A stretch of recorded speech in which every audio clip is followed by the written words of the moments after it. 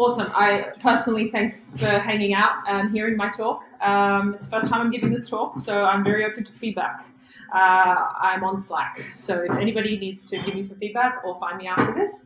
Other than that, if you guys have any questions, there'll be a little bit of time at the end, but also you may find me on Twitter to ask me any questions that way.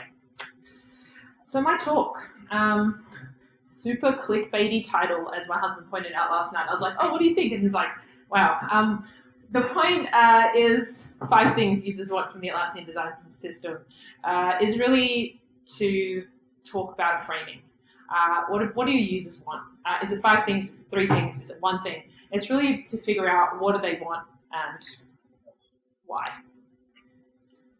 So what am I going to talk about? I just realized these are on auto something. It's playing. Eek. Tried these. Someone clicking? Is it just playing themselves? Thanks, Dom. It's in your pocket. Love it. My God. You clearly had a run through. As I was. I'm going to share the story today of the Atlassian Design System.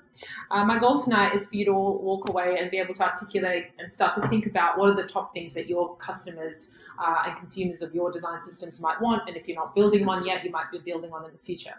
How can you find out how might you help with make better decisions and focus your efforts when creating a design systems? As we all know, they can be very expensive.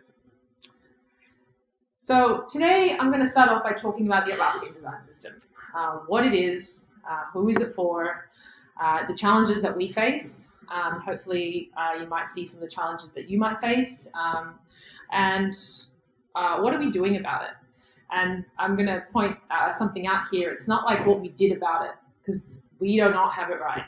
Like, there is no shining light on the hill and we've nailed it, we've got this. It's a journey and a process. I would really like to share some of the things that we are doing and thinking about and trying to really figure it all out. Cool. So before I go any further, I'd like you to all think about, as I go through all of the sections, how might some of these things resonate with your current situation, and also how they differ. And I think it's those differences that I'd be really keen to kind of talk about afterwards. If you guys want to say, but we're not Atlassian and we're not scaling and we don't have these, let's talk about some of the actual issues that you might face as well. So I appreciate that this is Atlassian focused, but I do believe that hopefully you'll get something out of this as well. So what is it? The previous speaker, lovely Roz, he called out, what's the design system? I also have a definition, as I still to this day get asked about that question lots of times, and I think as we got pointed out earlier, there's multiple definitions of what a design system is. So here is one that I really like. So design systems are a collection of rules, constraints, principles implemented in design and code. At Atlassian, the design system is an end-to-end design language based on our brand personality and defined in code.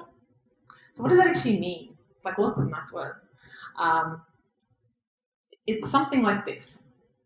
So it's all of this and all of the intersections of some of these sections together. And I'm going to let you absorb / take a photo. Because I'll just be talking and you're all trying to read the little words, which is what I would be doing. So why is it all of these things? It's important to realize that these 4 disciplines, design, code, brand, and content design, all have an input into the design system at Atlassian. They all have a voice, and there is different parts. For example, if we look at the foundations, they're really brand defined, but they're also codified, and they're also part of the guidelines. So it's kind of a way to talk about the breadth of the design system. It's not just a pattern library. It has all of these other features.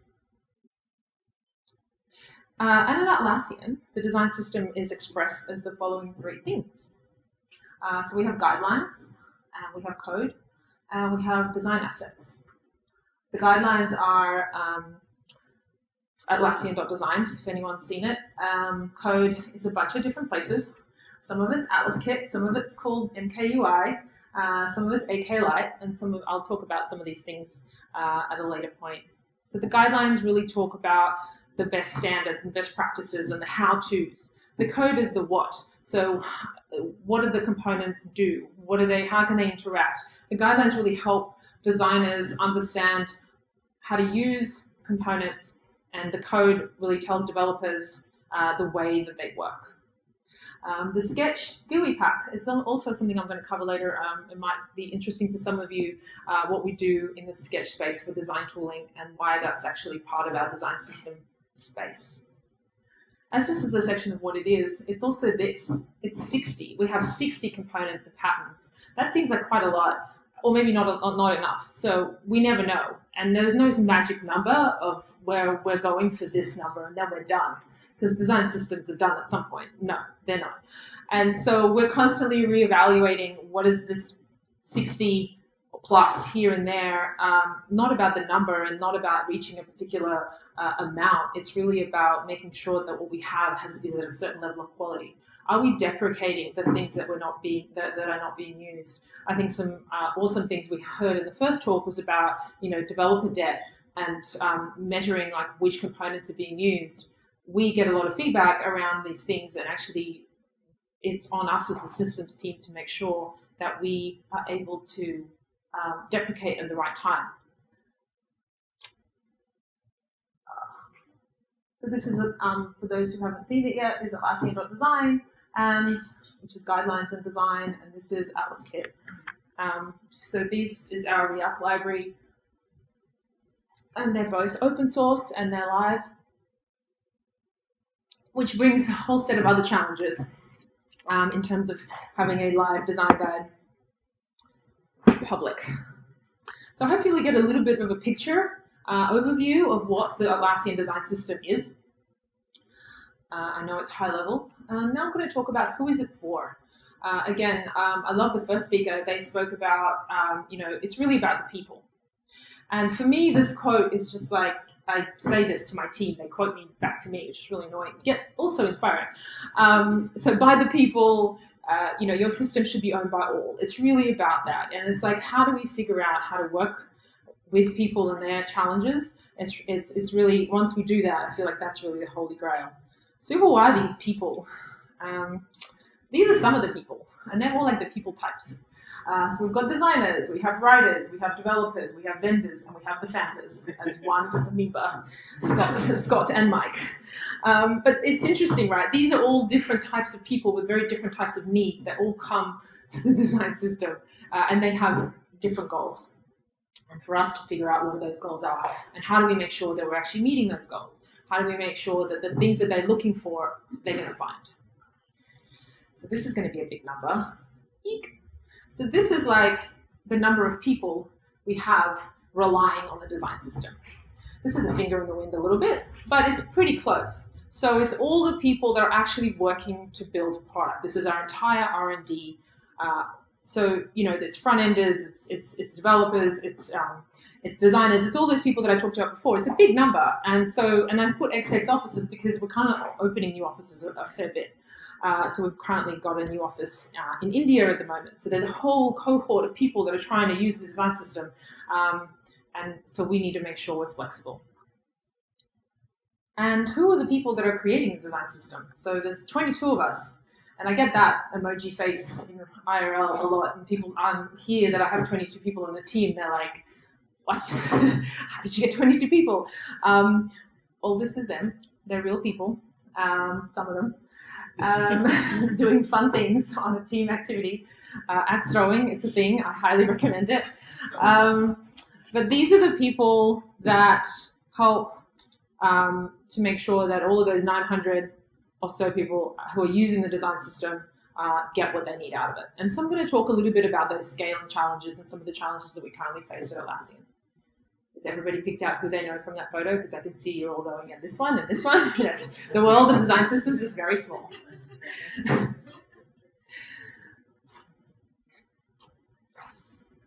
So this brings me to some of the challenges. I've sort of started to hint at them as I talked about the big numbers and the big things. I think challenges are something that everybody in the design system space faces. And as again, the first speaker talked about, some of the challenges is around organizational buy-in. Some of the challenges are around justifying headcount. Again, I'm going to stop talking and you guys can read these because that's what you're really doing. Because some of these can resonate with you and some of them probably there's more.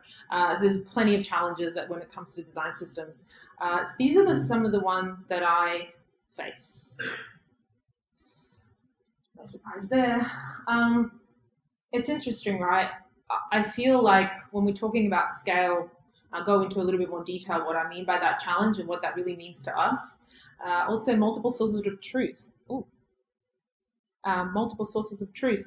That's real.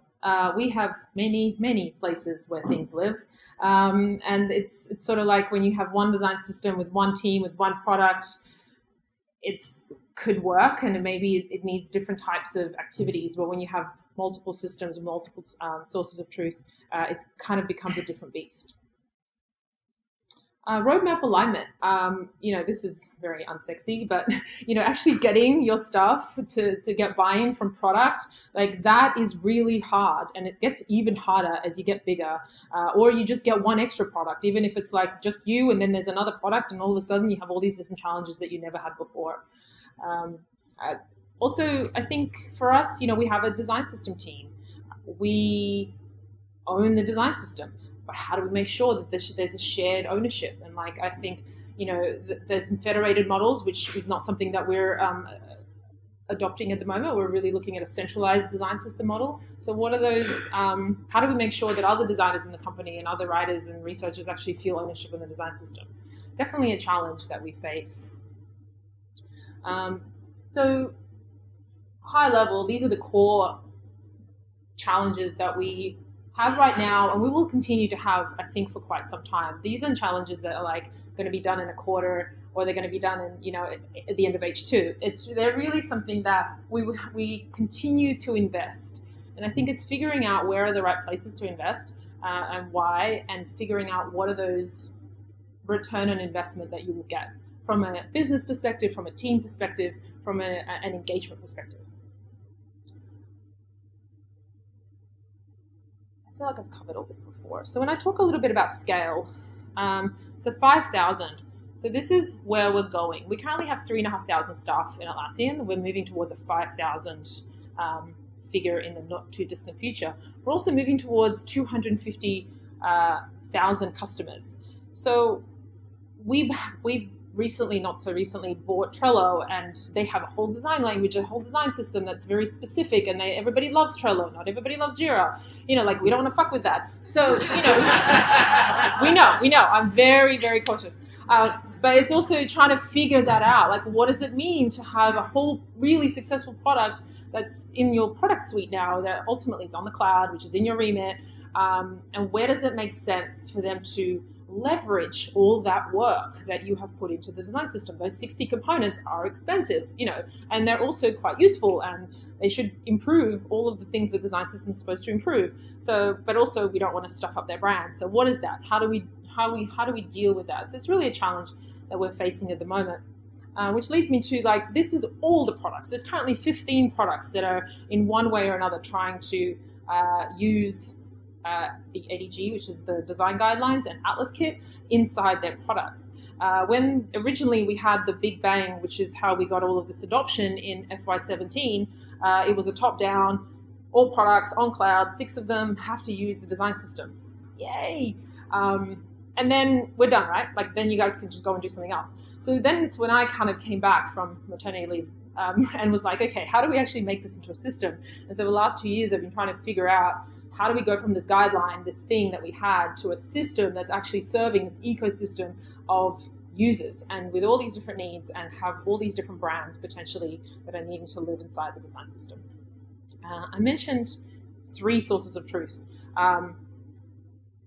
To talk specifically, I should have showed them to you before. They're really individual assets that are run by different sub-teams. So currently they are manually updated painstakingly and sometimes incorrectly over and over again. This is really hard and doesn't scale. So how do we get here? And this is just a very, very basic outline of kind of where we are today. So in 2011, we hired a head of design. Jürgen Sprangel. He came from Vodafone.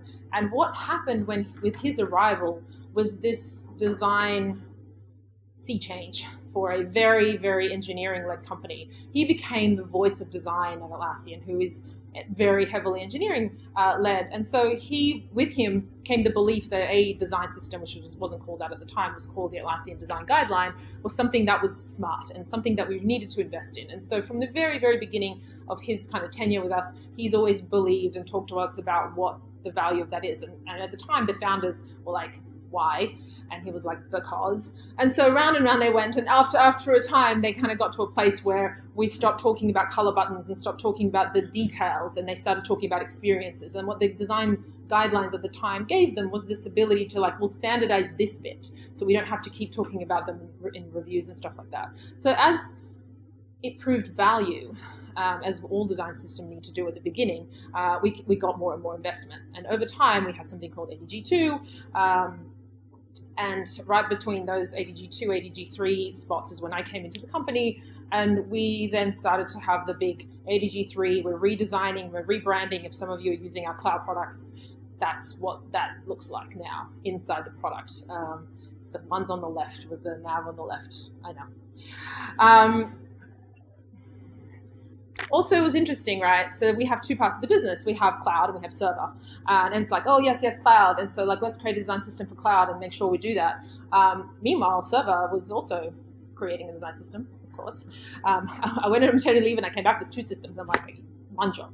But it made a lot of sense from a business perspective. Like what we were doing in cloud, we could ship so much faster. We can actually implement the design system for all these products in a much faster way. And server had completely different needs with completely different release cycles and a completely different tech stack. So it made sense. And now we're here, like in 2019, and now there's like four things. There's ADG3, which is the guidelines, ADGS, which is server, and then there's MKUI, which is actually our mobile version of the design system. And then there's this thing called BitKit, which is like Bitbucket, which is one of our products, has gone and created their own special flavor of the design system. And you'd think I'd be really mad about this, but actually I'm excited because actually this is, for me and for the team, it's not really about like having this one system. It's really about figuring out a framework that can accommodate a bunch of different systems and figuring out what are those points, like that big Venn diagram that I had is like, where are those foundational elements that we need to align on and where it doesn't matter.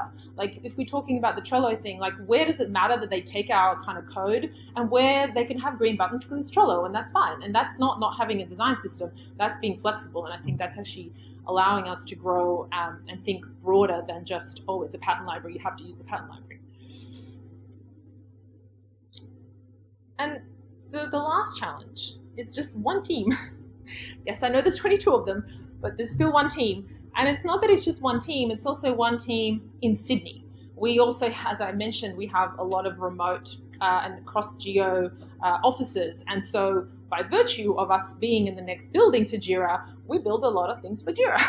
So that doesn't, again, scale. So we're trying to, in terms of challenges, that's our challenge personally, to figure out how do we have this team that's actually servicing a multitude of needs across a multitude of time zones. Definitely a challenge. So what are we going to do about some of these things? I will talk briefly as I'm running out of time. So for scale, this diagram was from before. So scaling, we're really looking about, we're not going to scale. And there's a quote that I said before where it's like, Alex doesn't scale. I don't scale. So the team isn't going to get any bigger really. But how do we actually invest in education and tooling? And I'm going to talk about each one of those things specifically and give you some really kind of exactly what we're doing in that space. For products, we're engaging early and often. So again, that took a long time for us to build up that trust, and me having a lot of coffees when I first started, to figure out like, how do we actually align? When should we be working together? When does it make sense to involve the design system? That's just a lot of talking. But those conversations are really paying off as we're solidifying. Yeah, that's no good. As we're solidifying our roadmap. It also helps build empathy between the products and design system. Community. This is a big one. It's not really about contribution, just making a note here. It's about the community. It's about the voices. It's about the conversations. How do we have the right kinds of conversations about the design system? And then we have a team that can do it. But let's actually talk about those use cases. Let's actually foster those relationships. And the single source, it's going to keep coming back until I fix it. But the interesting thing here is for us that we've figured out that it's not about the single source and this of truth. It's really about a single place. And I'll talk a little bit about more in detail. So it's interesting, right? So here is like a kind of our roadmap. It's all great. So we go and ask the users, as you do, so what do you want? Mistake, but nonetheless. So these are all the things that people want, some of the common things that people want. And I can imagine that you might resonate with some of these.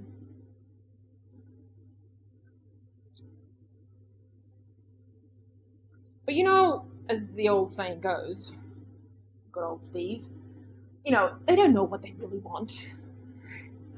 You just got to ask them and like kind of see what they mean by that, right? So the previous slide was like, okay, how to get started, but they really want onboarding. Like, you know what I mean? Like what they really want is content in context of where they work. They just want to have less tabs, like less shit to open to get the thing done, which is so scientific.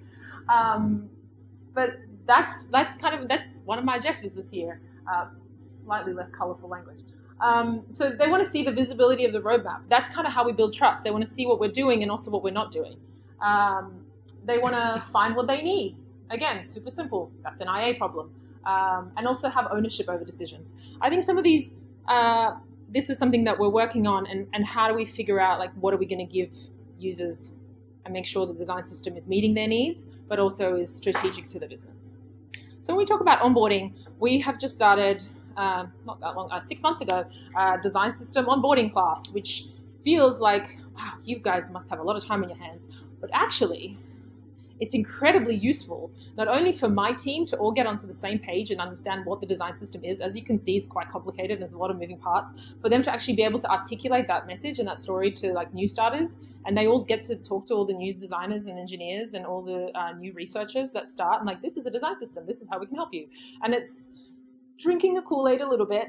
You know, it's not quite socialism, but it's really democratizing and actually getting the people used to the fact that a design system is going to help, and here is how, and we're not perfect, and we're learning, and let's help us make it better.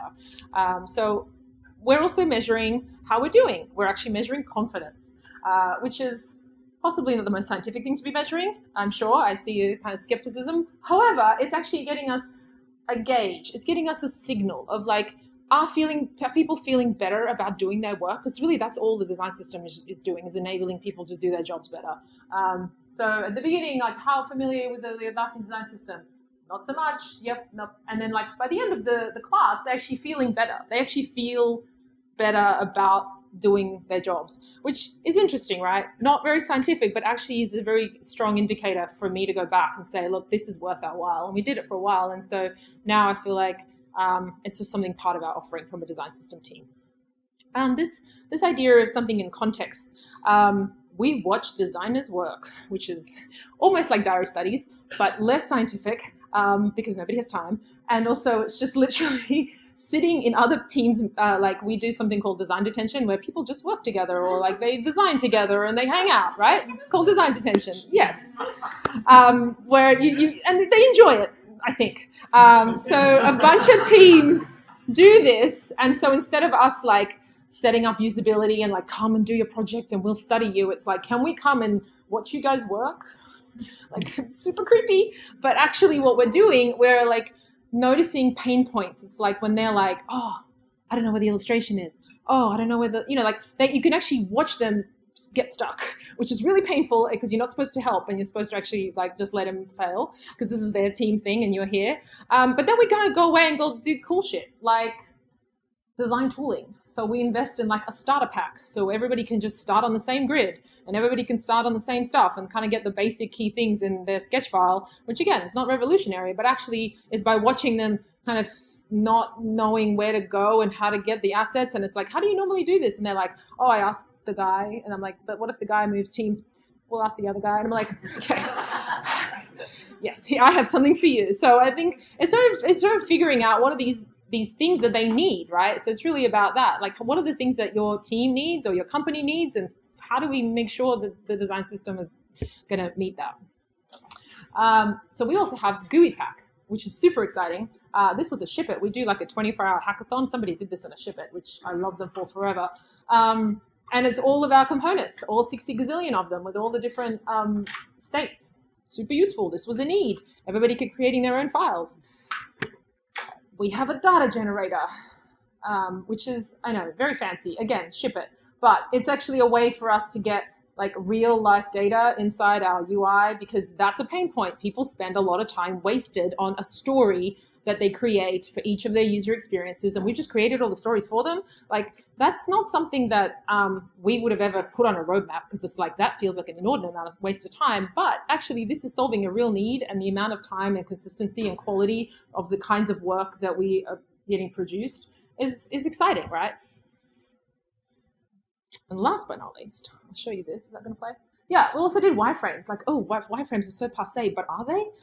So the problem here was that everybody was just creating these mock-ups, really high fidelity. It was always like super polished, and everybody was like, oh, it's done, yeah? And especially developers, love you all, but they're like, oh, it's done. It looks super finished. And it's like, no, it's just a mock-up. And there was no way to like get the design system in just a bit of a rough and ready state without creating. So again, this was a need. And we kind of observed people trying to hack together stuff. And we're like, let us fix that. You know, again, it's like design systems, we're trying to figure out what they might want rather than actually doing that. And we measure usage, very fancy graphs. You know, we also look at like, when we have people doing the workshop, like the design system class, obviously this number will go up because they'll all get the sketch file. And it's like, oh, okay, at least you all have the same sketch file. And like in a company of 900 million people, which sounds like, that's quite important just for them to get the right asset. And so if at least they're starting from the same point. Product partnerships, I talked about this before. It's really tough, right? This is a good one. Shared visions, shared goals. Like, how do we align with product to make sure that some of those things that's important to them? So we really talked a little bit about the people using the system. This is really about product and business. And I think, how do we make sure that the design system is actually building the pieces that the business needs? It's about having those conversations, right? We have something called a clam bake. I don't name these things. It's basically a 6-month road review where products pitch and say, this is what's on our roadmap, and they pitch to platform, and design systems part of platform. So platform can plan and be like, okay, so they're going to need these pieces, and we're going to have to try and work in partnerships. We have shared OKRs. I don't know if you guys know OKRs from, like, we have shared objectives. We actually, somebody from my team and somebody from Trello has a shared objective to figure out, like, should we match, should we not match? It has more words, but roughly that's what it is. But actually for them to work on it together, it's not a design system decision. It's not a Trello decision. It needs to be figured out. And so I think having those shared objectives is a really good thing, regardless of your size or regardless of your design system. I'm almost done. I see a yawn. Building empathy. This is really interesting, and I think again, this doesn't have to only work in companies as big as ours, but we have designers that sit in the design system team from products. So we have them for 12 weeks, we have them for 6 weeks, we have them every other day. Whatever the system that we figure out, but like it's actually building empathy with the product team by having them in the design system team. Really exciting. I talked a bunch about the single source. We have a bunch of things that are currently updated manually. Stay tuned. This is something that we're really focused on this quarter to figure out where might we align, and what does it mean to have a single source? Is it a single source of content, or is it a single place where users go? Is it both? And I think some of these questions that we're trying to uncover as a team are really interesting and exciting, especially when we're thinking about brand and where do those designers get their stuff, and product, and how does that work? Lastly, I'm going to talk about community. I'm so sorry, I'm going a little bit over. I mentioned community before, and we have currently, as of today, 97 people in the ADG Slack channel, all talking about the Atlassian Design System. And it's quite amazing to see that number grow over the years. And they ask questions, and then they answer each other's questions. And now we have a whole team, there's 3 people, dedicated to some of that frontline support to figure out what are those questions that are paper cuts that should actually be being brought back to the system. So we're looking at other things to make sure the community flourishes. We do something that's called sparring, which is actually design critique. And it kind of looks like this. It's 2 people or 3 people or a team walking around and looking at work. And the point of sparring or design critique is really about a focus. So the design system has a sparring that's been running for 2.5 years, and people come from everywhere in the company and say, okay, here's how I'm doing this pattern. here's how I'm doing this thing. Is this correct? Is this incorrect? Like, how can I do it better? Is this even the right usage of this component? And we learn because, we learn that maybe we should have put that better in the guidelines, and they learn because maybe there's actually a specific need that they have that we just haven't covered, or a use case that we haven't got. So these kinds of things are really important, and that was what sparring used to look like. It's a very old photo, and this is what sparring looks like right now. So we do everything remote to our challenge of, and somebody has fun with those backgrounds, not me.